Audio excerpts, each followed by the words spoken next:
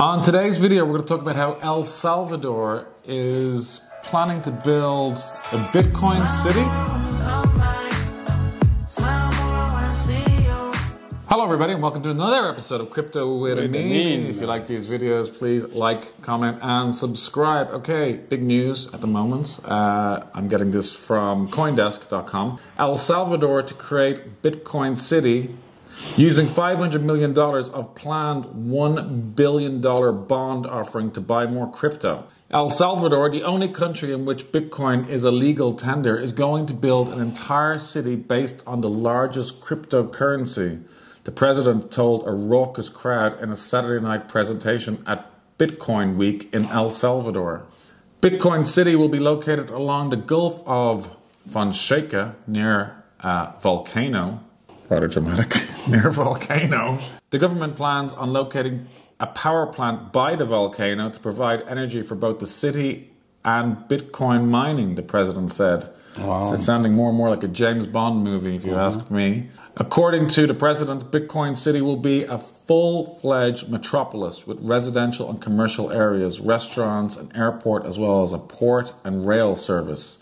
The city will be laid out in a circle like a coin. Oh my God. Like a coin. And in the city center will be a plaza that will be host to a huge Bitcoin symbol. Is this a joke? Is this an April Fool's joke? What planet are we living on? The city will have no income, property, capital gains, or payroll taxes. Yay! Who's moving there? I'm moving there. The president also said El Salvador plans on issuing $1 billion US Bitcoin bond, a tokenized financial instrument developed by Blockstream on the Liquid network. Of that amount, $500 million will be used to help construct needed energy and Bitcoin mining infrastructure, and they might need more than that, and $500 million to buy even more Bitcoin. Where do we start with this story? Well, we start at the start. First of all, you need to understand that when countries like El Salvador go to Goldman Sachs, Morgan Stanley, or to these big banks in order to issue a sovereign bond, they're treated like second-class countries. First of all, today, if you... and it's a very good move. Listen, I am a country. I sell you a bond, okay, against dollars, okay?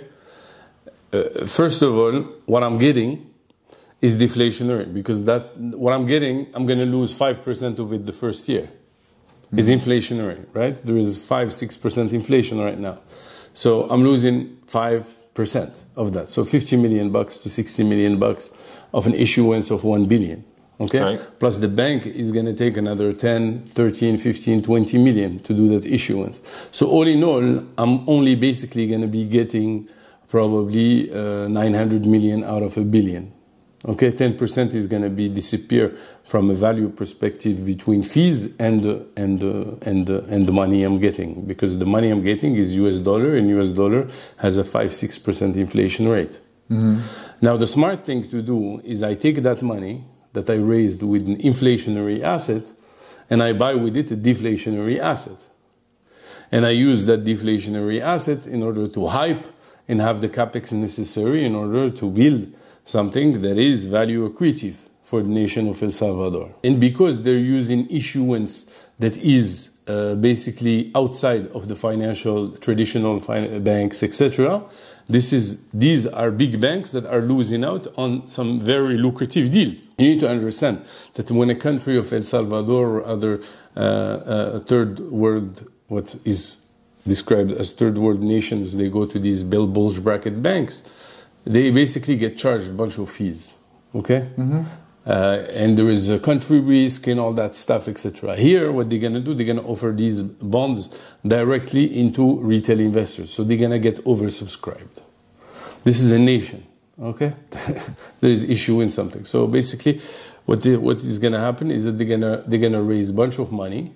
And not only that, they're going to raise a bunch of money in order to invest it in an deflationary asset, which is Bitcoin. So this is huge, and I think El Salvador is going to be immensely successful in doing that.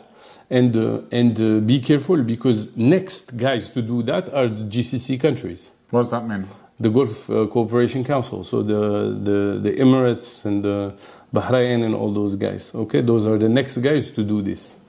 Why? Because basically all nations that are not able today to get sovereign debt, okay, issued in the normal markets, in the traditional markets, what they're going to do, they're going to do similar to what El Salvador has done. So this is a great move. It's a great move for crypto because the buying pressure on Bitcoin and all digital assets is going to go crazy. This is basically $1 billion. There will be basically, next year, there will be basically something like $50 to $60 billion of buying pressure on digital assets. If nations start issuing, you need to understand, start issuing bonds, okay?